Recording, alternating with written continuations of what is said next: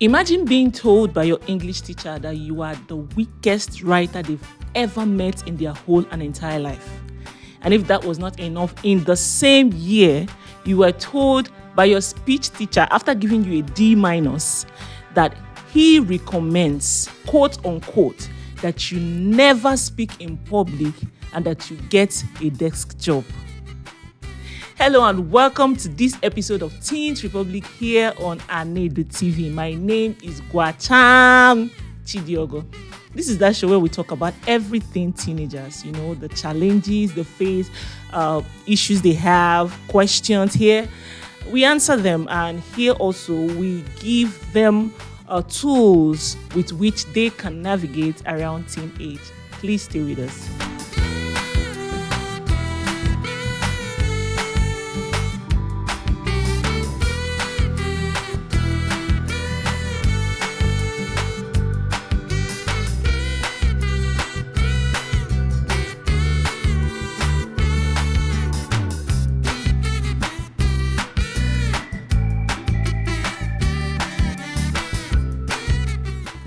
Welcome back to the show. Now, that story is the story of Lisa Nichols. After that woman passed through that, you would think that she would just go around crying and never actually becoming anything or doing anything with her life. But currently, as I speak with you, she became one of the best writers in the world. Currently, as of 2024, she has published more than 7 best-selling books, and she has gone ahead to grow her company into a multinational. Currently, her net worth is estimated at over $20 million. Now, in today's episode, we'll just be looking at failure and how we can deal with failure. Most times as kids, our parents, they don't really tell us that these things, that people fail. We grow up in homes where we see failure, or our parents see failure to be final. They train us that we shouldn't fail. As a matter of fact, if you fail, then they feel disappointed, they hit you, and they do all manner of things. But hey, failure is a part of life. Everybody fails. Everybody has failed at one point in their lives or another.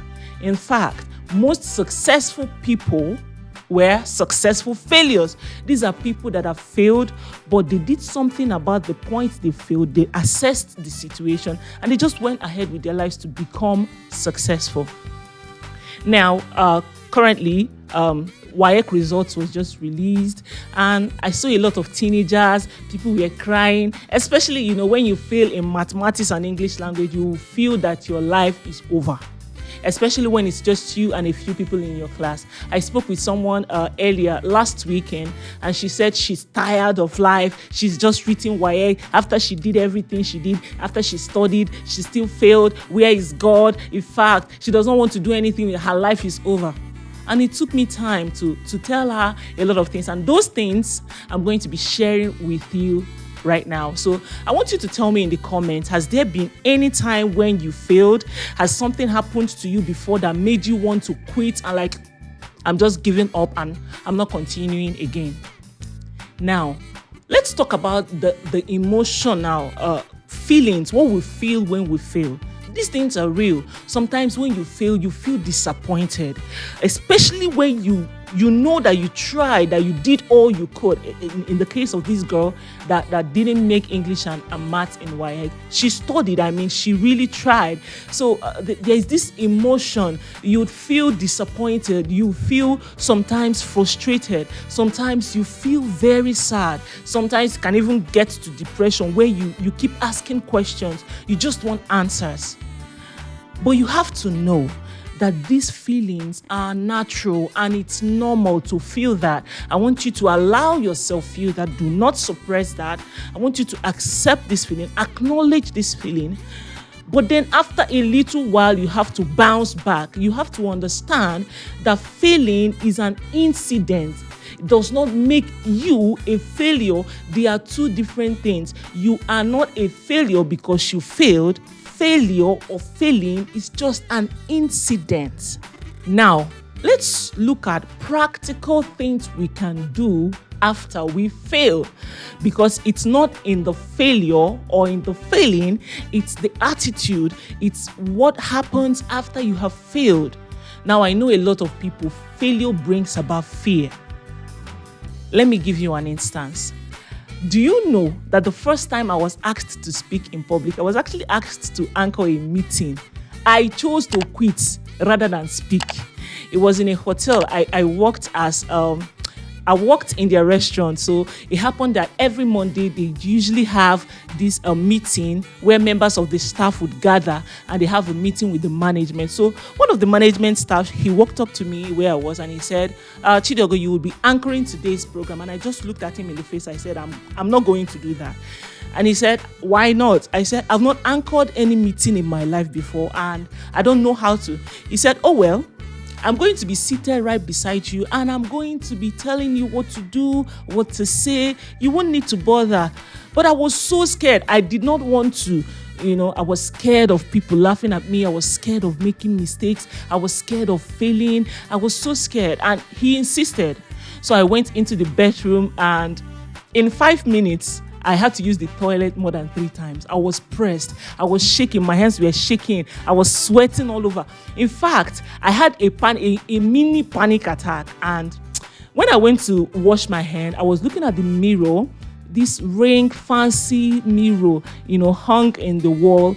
And I just looked at myself and I washed my face and I decided, that was that moment where I made that decision. I said, if they insist that I was going to anchor that meeting, I was going to quit. I wouldn't mind quitting that job rather than speaking. So when I came out and this management staff, he saw the way I was looking. He saw my eyes were red. In 5 minutes, I had totally changed. So he looked at me and said, what's wrong with you? I said, sir, I told you I'm not feeling fine. I told you I wasn't going to anchor this meeting, but you were insisting. He said, oh, it's fine. Don't worry about that. Do you know that the person that later anchored the meeting for that day was just a guy? His name, Samuel. I don't forget it. He didn't have much education. In fact, he was a laundry guy. He worked in the laundry. So they told him that he was going to anchor the meeting and he just accepted. And just like that man promised me, he was seated right close to him. And I noticed in that meeting that Samuel at some point would make a mistake, but then the man would correct him. Everybody would laugh, but then Samuel would laugh too. He would just laugh along with everybody. And there were times where he made silly mistakes and people laughed, but it didn't bother him. And at the end of that meeting, even though I had more education than he did, I was a graduate. I graduated from linguistics. I had gone for my youth service. This guy did not have much education, but my fear of failing limited my opportunity. When you are afraid, it can actually hinder your growth. So Samuel had that first-hand experience that I never did, even though I was more educated than him. So failure will make you become so afraid, it will hinder your growth. You will not accept responsibilities when you are given. You wouldn't want to come out because you are afraid of failing. Now, if failure happens, what do you do? What are you expected to do? How do you react to it? Number one thing I would like you to do is to take responsibility. Please take responsibility. Stop going about blaming people. Oh, she made me do that. She made me fail. In the case of your WAEC or your school result, my teacher, she failed me. She's so wicked. She hates me. I'm not privileged. I'm not that smart. Those are excuses.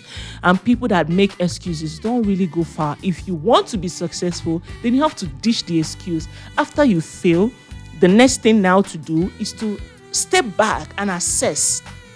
What happened? What really happened? Why did I fail this test? What was there something I was supposed to do that I didn't do? Then what can I do going on? How can I be better? How can I get better? What do I need to do differently this time? And in my case, I had to go back and I had to intentionally. I brought intentionality to it. I had to go read books on public speaking. I went for courses on public speaking. I did things. I watched videos. I took my time watching world public speakers, world champion of public speakers. I spent my time. If I was on YouTube, I would go on to their platform and I'll watch videos and I'll learn and I'll assess, and I just became better. My life generally became better. Today, I go around speaking. People invite me to places to come and speak. And currently, I am here speaking to you as a presenter here at AnaedoTV. So my life just literally became better because I took responsibility. I assessed why I failed, not necessarily because I didn't know how to talk, but there were still some things I needed to work on. And I got the information and boom, my life became better. So I want you to tell me, what have you learned so far? What would you be doing better? What would you be doing differently? What courses would you be taking? What programs, what books would you be reading just to get better? I would like you to tell me that in the comments. Failure is not the opposite of success. It is part of it. So as we conclude in this episode, I would like you to affirm with me. Say with me. I'd like you to place your hand on your chest like this and just say with me, I am not a failure. I may have failed, but I am not a failure. Failure does not define me. I am wiser. I have learned better. I will grow better. I will become better. Say with me, I'm smart. Say I'm bold. Say I'm intelligent. Say I will become successful. Now, if you've done that, congratulations to you. Thank you for joining me in this episode of Teens Republic here on AnaedoTV. My name is Gwacham Chidiogo. Please make sure to subscribe to our channel and to follow us on all our social media platforms. Let me know your thoughts in the comment. Were you here? What did you learn? What stood out for you? What resonated with you? I'd love to read your comments. You have a voice. Your voice is powerful. The world will hear your voice and feel your impact. I'll see you next time.